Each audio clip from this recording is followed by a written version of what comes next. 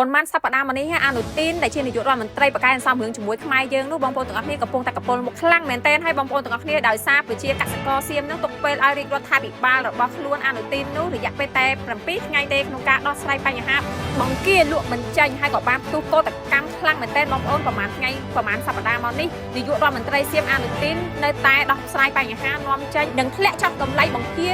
យ៉ាងគំហុកតែម្ដងបងប្អូនទាំងអស់គ្នាខណៈពេលឥឡូវនេះប្រជាកសិកររបស់សៀមអស់ការអត់ធ្មត់មែនទែនហើយពួកគេក៏បានទុកពេលឲ្យត្រឹមតែរយៈពេល7ថ្ងៃឲ្យរាជរដ្ឋាភិបាលរបស់ខ្លួនដោះស្រាយបញ្ហានេះឲ្យចេញបើសិនជាមិនចេញទេពួកគេនឹងនាំគ្នាធ្វើបាតកម្មកោតកម្មដើរជាក្បួនតវ៉ានៅទីក្រុងបាងកកតែម្ដងបងប្អូនទាំងអស់គ្នាក្នុងការផ្សព្វផ្សាយរបស់ Amaran TV នៅថ្ងៃសុក្រទី3ខែកក្កដាឆ្នាំ2026នេះកសិករដែលចិញ្ចឹមបង្គាមកពីភូមិខាងត្បូងបានប្រមូលផ្ដុំគ្នា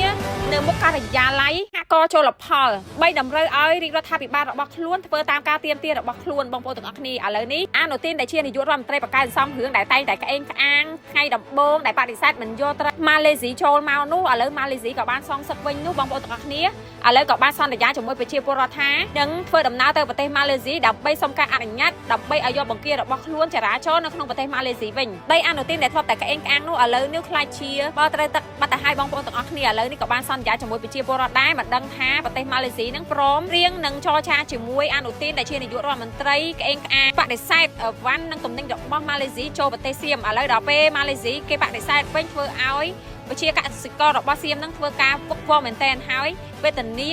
បង្គាក៏ចុះថ្លៃជាកំហុកតែម្ដងបងប្អូនទាំងអស់គ្នាបងប្អូនកុំភ្លេច share វីដេអូខ្ញុំម្នាក់មួយផងអរគុណបងប្អូនទាំងអស់គ្នាសូមជម្រាបលាពុកម៉ែបងប្អូនទាំងអស់គ្នា